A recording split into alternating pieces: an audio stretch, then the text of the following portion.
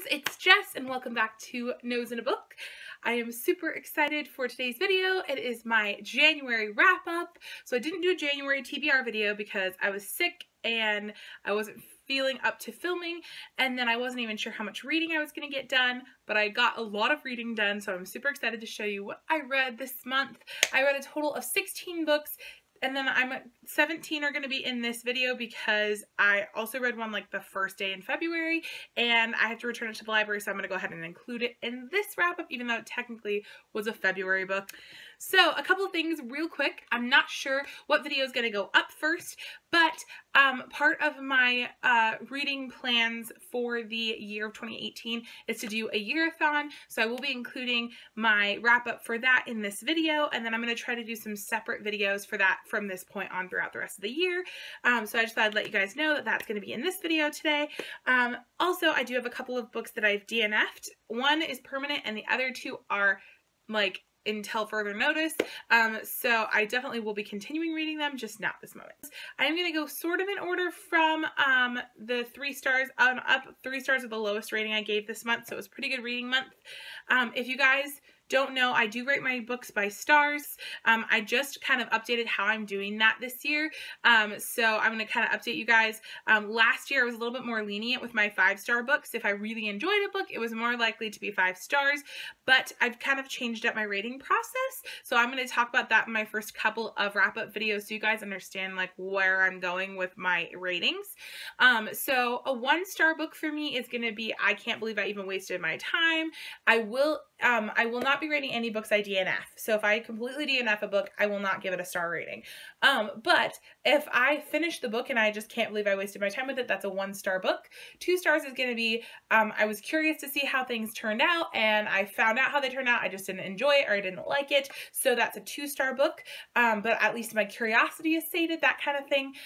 3 stars is going to be, I enjoyed the book, but I probably won't remember what happened in a couple of months. So it just is not really going to stick with me, but I would recommend reading it. It's like a good book.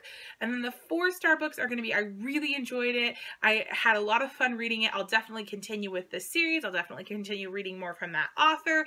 But it didn't give me the emotional attachment that I needed for it to be a 5-star book, where I know as a 5-star book, I got really emotional. Maybe I laughed, maybe I cried, maybe I like through the book, or also 5 stars are going to be ones I know I'm going to want to reread over and over and over again, so that's going to be a 5-star book for me. So it's a little bit different than my previous ratings. So some of these books you're going to see that are 4-star ratings would have probably been 5 stars last year, but I've changed up my rating system just a little bit. So the first book I'm going to talk about is one that I DNF'd. This is a permanent DNF, and that is Christmas Books by Charles Dickens. This is a compilation of his Christmas stories, and it does include The Christmas Carol. Now, I picked this up for Christmas time, obviously, and I started reading it. I loved A Christmas Carol, which is the first story in here. Loved it. Again, I've read it before, but I tried to continue on with The Chimes, and then also tried to read Cricket on the Hearth. I don't like Dickens. I tried, you guys. I really want to like Dickens. I feel like a failure as a reader because I'm like not getting something. I like classics. It's not usually that, but whatever it is, I'm just not feeling it. And I decided I'm not going to force myself to read something that's supposed to be fun and Christmassy I'm not going to force myself. So I decided to go ahead and DNF this. If you see my Christmassy, like, 2017 book haul, you'll see that I also received a Christmas treasury there, and that includes The Christmas Carol, so I'm actually going to eventually unhaul this when I unhaul a whole bunch of books so that I don't have to have it anymore, because I probably will never read the rest of the stories in here. I thought I might, but I'm just not going to do it. So, not going to waste my time if I'm not enjoying it. These next 2 books I'm DNFing temporarily until the next holiday season because they're both Christmassy books and I didn't get a chance to finish them by the end of the holiday season, and I just kind of didn't feel like I really wanted to push myself to read them when it wasn't like all like, you know, Christmassy, and I didn't think I would enjoy them as much as I would have if it was Christmassy. So the first one is My True Love Gave to Me, edited by Stephanie Perkins. This is a compilation of short stories written by a lot of YA authors. A lot of them are contemporaries, but there were some like more fantastical ones. And I did read the first 5. I think there are a total of 12. I think it's like 12 holiday stories, so it's like a 12 days of Christmas type of thing. So I did read the first 5 of them and I enjoyed them. There was, I think, one I would have given 3 stars, a couple of that were 5 stars, a couple that were 4. So I really liked this so far, and I definitely will continue picking this up and reading them. I may reread some of the ones that I would have rated 5 stars next holiday season, or I may just continue on with the next couple of stories in here, but I really liked the ones I read, so I will definitely continue reading this. I just didn't want to push myself when it wasn't Christmas anymore. And the last one, I'm so sad I didn't get to finish before Christmas was over, and that is The Legend of Holly Claus. This is by Brittany Ryan, and it is part of the Julie Andrews collection. This is so beautiful, and I only got like 56 pages in, but I ended up getting sick, and then I just wasn't feeling up to reading, and then Christmas was over, and I just didn't get far enough into it to finish it before the holiday season was fully over. But I have the fullest faith that this is going to be like a 5-star read for me. I really loved the parts that I got to read so far. It was really fun. This is, so far what I'm gathering is Santa Claus lives in the land of immortals, and him and Mrs. Claus do not have any children, but they like enjoy bringing joy to the children of the world. And there is a boy at the very beginning of this book who writes a letter to Santa, and instead of asking for a gift of his own, he asks Santa what would he like for Christmas, and if Santa would be able to give himself that gift instead of giving this child a gift. And so Santa and his wife have always wanted to have a child, and they have Holly. Now, I only got that far, but from what I'm reading, it's like that unleashes some kind of curse on the land of immortals, and so Holly has to break the curse and be able to like restore everything. I am so excited to continue reading this, and I'm gonna just start it over when I get to pick it up again. I'm trying to be not long-winded about this, but I am like so excited to actually read this next holiday season. So I will be picking this up again. It's just a temporary DNF because I know I'm going to love it. On to the books that I actually read in the month of January. So I'm basically starting from the lowest rated book to the highest rated book. My first book I'm going to talk about is Honey Blood Volume 0 by Miko Mitsuki. This was a series I read in 2017, and I had read the 2 novels, and I thought that was kind of the end, but this is kind of a prequel almost, or like short story type of thing that is continuing in the series. I liked the first 2 books, or the only 2 like main books in the series. It's just a duology of manga, and I did enjoy it. It's a vampire story. Basically, there's a vampire, and I forget his name right now. There's a vampire named Junya, and he is an author, and he writes stories about vampires. And the main character, Hinata, that's her name. So the main character, Hinata, is a huge fan of his writing, and he moves in next door to her. So she like wants to get his autograph and starts hanging out with him, and she basically starts falling for him. Come to find he's actually a vampire. Once a vampire kisses someone in this world, they can only drink that person's blood, so it's like a really big commitment. And when that person dies, then the vampire also dies. So I thought it was a really sweet concept. I loved the original series, but I felt like this one was just kind of meh. I felt like I'd already read these 2 stories before, so maybe I already read them in the originals and this was just kind of an extra volume or something, but it just wasn't anything extra to me, and I wasn't like that thrilled with it. I mean, it was fine being back with these characters again, but I just, you know, it was fine. So it was 3 stars. I enjoyed it. It's a good series. If you like vampire manga, you should definitely check it out. It's really cute, very romantic and sweet, but only about 3 stars for me. So this next couple of books are all part of a series, and that is The Monthly Girls Nozaki-kun by Izumi Tsubaki. I read the first volume of this last year in January and loved it, and then I saw all of these at my local library, and I decided to pick them up because how often do you see like almost an entire manga series? And so I was super excited to pick these up. Now, this one, this series I'm really enjoying. Some of these I've given 3 stars. They were just good, you know, installments, and some of these I've given 4 and 5 stars. So I'm just going to kind of run you down through these. But to give you an overview of this series, this follows our main character Sakura. This is her, and she has fallen in love with Nozaki, who is, let me give you a nice picture of Nozaki. There's Nozaki right there. She's fallen for Nozaki, and she goes to confess her love to him one day, finally, after forever, and he ends up giving her his autograph, and she's like really confused. Well, come to find, he's actually a manga artist, but he is his alias, he's like a female alias manga artist, and he writes shoujo manga. So she finds out and ends up helping him with his manga art, and a couple other people from the school, and it just is kind of all these shenanigans with these characters that is basically a shoujo manga about writing a shoujo manga, and like all of the shenanigans that they get into are just little tiny twists on like a basic manga storyline, and it's hilarious. I love these characters so much. They just crack me up. So it's just really sweet, really romantic, but really more than anything else, this is hilarious. It is the funniest manga I've probably ever read. I absolutely can't recommend it enough, especially if you enjoy art or drawing or manga like art. You will really enjoy this. It talks a lot about the process of making manga. It's a fun read. So I'm really enjoying this. It only came in at the 3-star mark because there were some volumes I did give 3 stars, but there were some I gave 5. So I'm just going to go through these real quick so you can see kind of how that averages out. So volume 2, I gave 4 stars. I really liked the continuation from the first one. And then volume 3, I ended up only giving about 3 stars. It was good, it was really cute, but it just wasn't as good as the other ones that I had read so far. Volume 4, I also gave 3 stars. Again, it was really cute, but it was just kind of that filler almost. And I mean, these are all really filler. There's not a lot of plot that happens, but there wasn't anything particularly funny for me in this or particularly heartwarming. I just thought it was cute and it was really adorable. Then volume 5 made me laugh until I cried. This volume made me laugh so hard. I was really sick still when I was reading this, and I was laughing so hard. I started choking and coughing to death. I was like hacking, and I was still laughing. I like couldn't help myself. I was laughing so hard at this.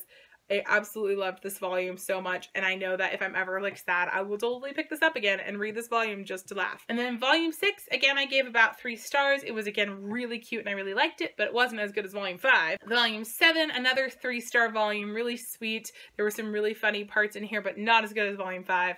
And then volume 8, this one is a little bit of a cheat. I read this in February. It was the first day of February, and I finished this because I wanted to get these back to my local library, and I'm just going to go ahead and include it in here so I don't have to talk about it when I don't actually have the copy for you to hold up. But this one, I gave 4 stars. I really liked this one. It made me chuckle a few times, and there were some really funny parts between some of the characters I'm shipping really hard, and I just really liked it. So overall, you can kind of see it's a pretty even split between like the 4 and 5 stars and the 3-star ones, and I just think that the series is totally worth it if you want something really funny and adorable. So I highly recommend picking it up.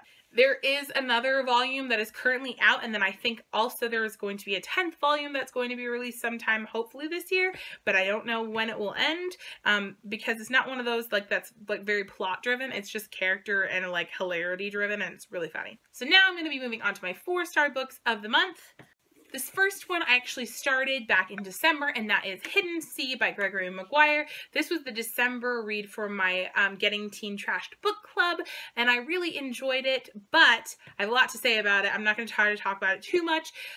This book is a Nutcracker retelling following our main character Dirk, who is the one who becomes Drosselmeyer. And if you don't know about the Nutcracker, Drosselmeyer is the one who gives the Nutcracker to Clara or Marie, depending on which version of the Nutcracker you were watching or reading.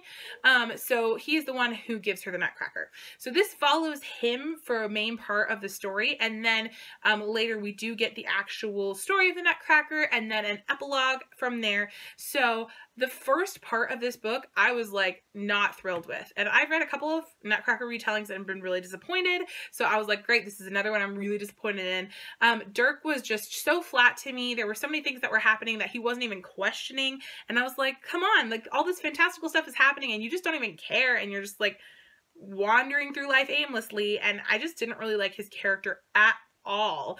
And then we got to a certain point in the book where there were some other characters who came in who started questioning things and answering questions for the reader, even though Dirk really still didn't care about any of the things. And so I got a little bit more into it there because I wanted to know what was going on and like why these things were happening. And then when we got to the actual story of the Nutcracker and how that all went down, I really loved how that was done. I really, really enjoyed it. And then the epilogue, I really felt like wrapped it up so nicely. So that would have probably given it about 3 stars. And then honestly, the writing style really amped it up that extra bit for me. I've never read anything by Gregory Maguire. I know he wrote Wicked and Son of a Witch and The Ugly Stepsister. I've never read any of those, but I've wanted to. And so this definitely convinced me to pick it up because that's what kept me reading this, even though I wasn't enjoying it at the beginning, because I thought the words were so beautiful and it really made me think a lot, even though I wasn't enjoying the plot or the characters.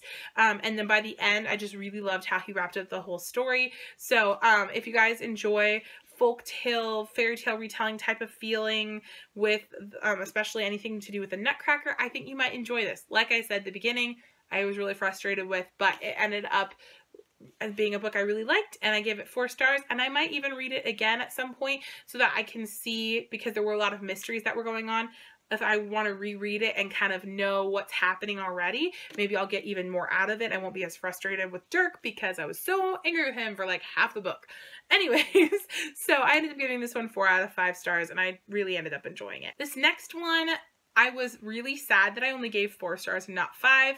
That being said, you know that 4 stars is still a good thing for me, but I was just expecting to love this book, and it kind of disappointed me in that way, and that is Carry On by Rainbow Rowell. Now, like I said, I did not dislike this book. I liked this book. I was just disappointed because I thought I was going to fall madly in love with it, and I didn't. If you guys don't know, this book it's kind of a companion novel to the book Fangirl by Rainbow Rowell. Our main character in Fangirl, Kath, writes fan fiction for a series called Simon Snow, which is very similar to Harry Potter, but both coexist within the world. And so Simon Snow is a little bit different, but she writes fan fiction for Simon Snow, and it's actually become this really big thing, and it's like a really famous fan fiction called Carry On, and it is a ship that would be the equivalent in the Harry Potter fandom of a Drarry, so Draco and Harry ship. So she ships these 2 characters, Simon and Baz, and she writes their fan fiction, and her goal was to finish this story of the book series before the final book actually came out, so she could give it her ending that she wanted to give it, and then when the final book was released, then that would actually be the canon ending. Well, once Fangirl was over, which Fangirl had some excerpts from Kath's fan fiction in it, Rainbow Rowell decided to write her own interpretation of Carry On. So this is the fan fiction, but it's more than that. It's kind of her interpretation of like the story and everything, how it goes. So I definitely enjoyed this, but not as much as I was hoping to. Simon, I wasn't thrilled with at the beginning, but to be fair, I don't necessarily care for Harry in the Harry Potter series. He's like my least favorite main character. I do like him. I mean, he's Harry Potter, but like, you know what I mean? Anyways, so just because it's like Harry Potter. I didn't love Simon as a character, and then continuing on from there, once Baz was introduced, I really did enjoy his perspective, but I felt like this book had way too many perspectives going on. On top of that, having way too many perspectives happening, I felt like that us as a reader, the pacing was off. There was a lot of action and things happening in this book, but because it's like a continuation of a fictional series that doesn't exist, Rainbow Rowell had to continually explain things in the world that like anyone who was reading this series for a long period of time would already know, that wouldn't need to be re-explained. And so I felt like that every time a character had to stop and explain something that was going on, threw the pacing off a bit. Now, I loved the world and I found it all very fascinating, but it just took me out of the story a lot of the time, where I was like, okay, this is happening. Wait, no. Okay, now we have to read this information. Okay, now this is happening again. So I think that's part of what kind of threw me off of it. Again, I gave it 4 stars. I really liked it. And if you liked Fangirl and you enjoy Harry Potter, I highly recommend checking this out, because for me, like, it's so nice to see anything that is like remotely related to Harry Potter I love. So I really liked it. I just was like expecting to love it way more than I did. So don't get me wrong, I really, really, really liked it. It just wasn't my favorite book, and I was expecting it to be. So that's the disappointment. The final 4-star book for this month was Warcross by Marie Lu. This is the first book in her Warcross series. I don't know how many books are going to be in it, but this was the book club pick for my Getting Teen Trash book club for January, and I ended up really liking this book. This is a like sci-fi-ish book. I mean, it felt very sci-fi to me. Basically, it's set in the future, and there's this virtual reality that has come through that is called Neuralink, and you use glasses to enter this virtual reality, and the most popular game is Warcross, and so it's kind of like this virtual world, and a lot of people go there, and there's also a dark side of that world, but basically we follow our main character, Amika, and she is a bounty hunter and a hacker, and she basically hunts down criminals for the police so that she can get paid in her bounty so she can pay her bills, because in this futuristic world, pretty much all of the menial tasks like waitressing and such are done by androids, so she doesn't really have any other work opportunities. She also has a bit of a criminal record, which prevents her from getting hired by a lot of people. So, this all being said, she's a bit down on her luck and hasn't had any luck with her bounties recently. So, in order to pay her rent, she decides to hack into Warcross to steal a very rare power-up so that she can sell it on the black market. But instead, she ends up accidentally glitching into the game, which is being watched worldwide. So this catches the eye of the creator of Warcross, Hideo Tanaka, who is just a few years older than her, and was the one who created the Neuralink and who created the game. And he ends up hiring her to catch another hacker who is in the game. And in order to do that, he has to enter her into the game Warcross. And so there's so many fun things that are happening. We get to see the bounty hunting, we get to see the actual gaming, and it's really, really fun. I really liked the writing style. It was super action-packed, super fast-paced, and I felt like I could really see it visually. Like I could see it in my head like an episode of a TV show, and I really enjoyed it. There were some fun twists and turns. I just really liked this book. That being said, I'm nervous for some things that might possibly happen in the next couple of books, but overall, everyone in my book club really liked it. I ended up giving it 4 stars, but last year I probably would have given it 5, so there's that. But I ended up giving it 4 stars. I will say that some of the girls in my book club had tried the audiobook and said that they did not like the audiobook because the person was really monotone and like very, very dull to listen to. So it made it really hard to get through the first half of the book before they were invested. So I don't necessarily recommend the audiobook, not from personal experience, but just through the grapevine. But I really liked it. I have heard, however, that this is very similar to her first book, Legend, but I've never read Legend, so I have no idea if this is true or not, but I really enjoyed Warcross, and I will definitely be picking up the sequel when it comes out. Those were all of my 4-star reads for January, and now we're going on to my 5-star reads.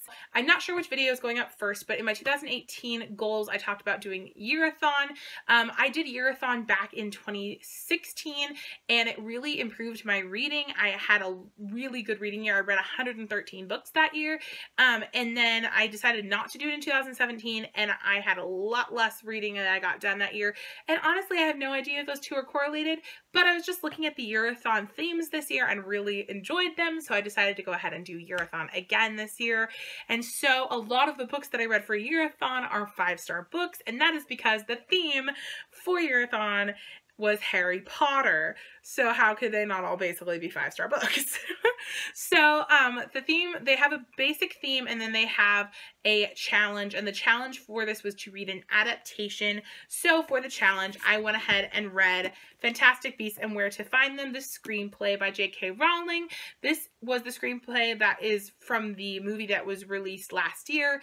I loved the movie, but I've actually only seen it the one time, and reading it in the script form was really fun for me. I do read scripts for my job because I'm a musical theater person, so it's not that different for me. I actually really am able to take it in really well and visualize it really well in my head, but if that's not something that you do, I don't know how this would go over for you. I will say that I really loved not only the cover of this, but I loved all of the little like designs and things like that within the book. There were some really fun ones that were just like really cool looking, and I just enjoyed that they had that in here. I really ended up enjoying this. Again, I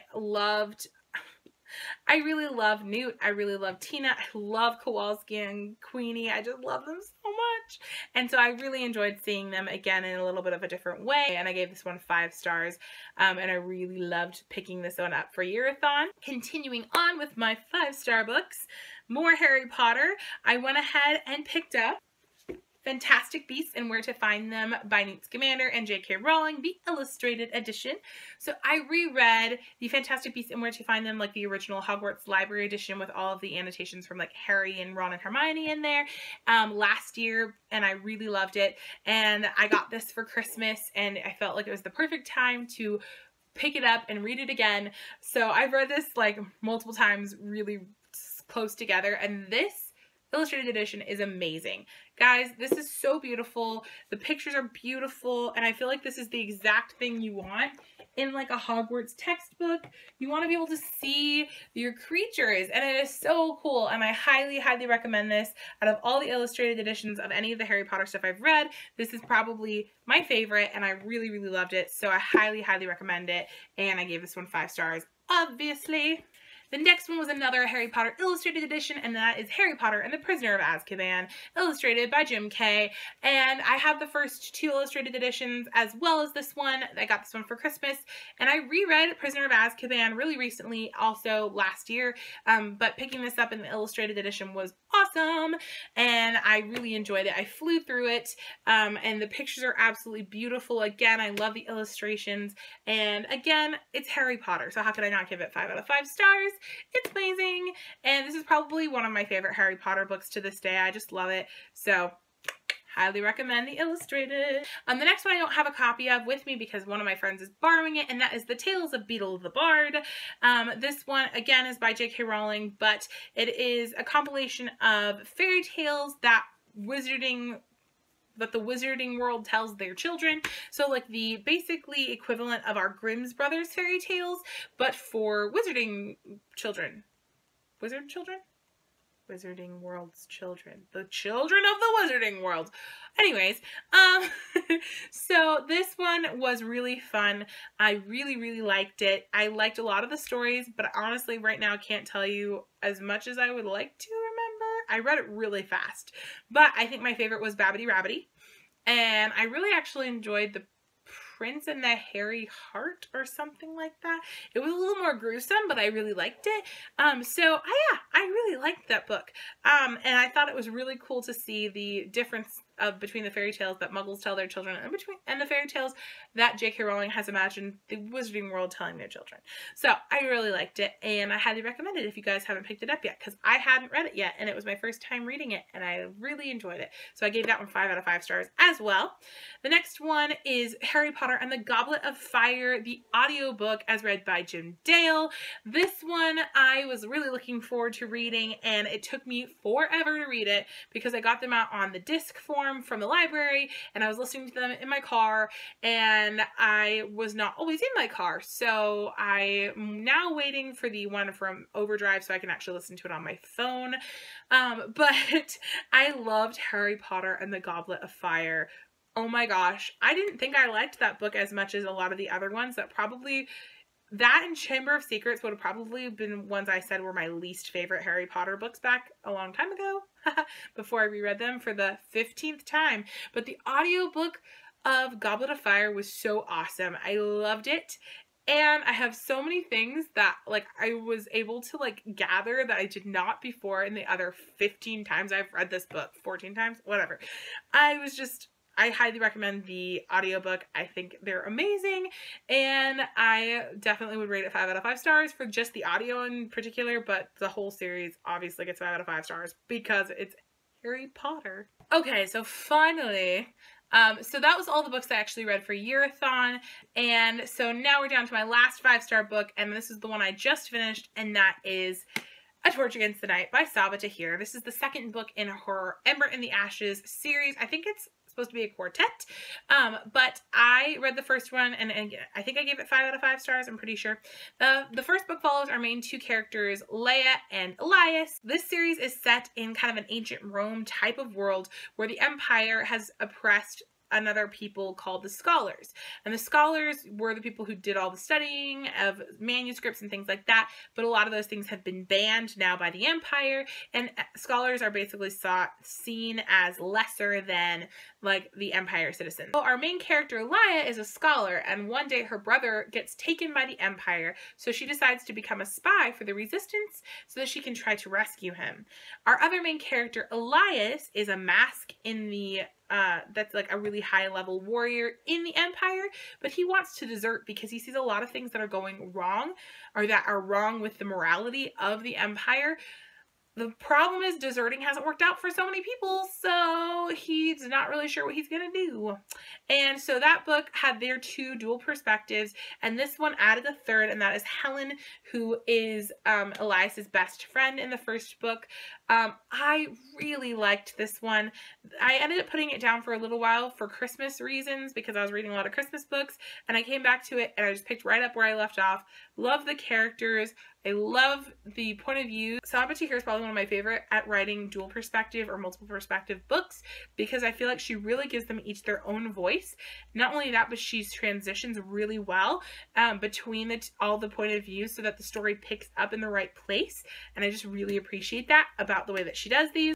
I cannot wait for the third installment in this series, which is The Reaper at the Gates. This one comes out in June, and it's one of my most anticipated releases of 2018. I'm super excited to continue with the series and see where our beloved characters go from here.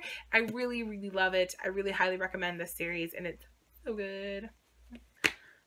All right, those are all the books that I read in the month of January. Let me know if you've read any of these books and what you thought about them. I'd love to chat with you about them in the comments down below because that's my favorite thing to do on YouTube. And yeah, until next time, I'll see you in another video soon. Bye!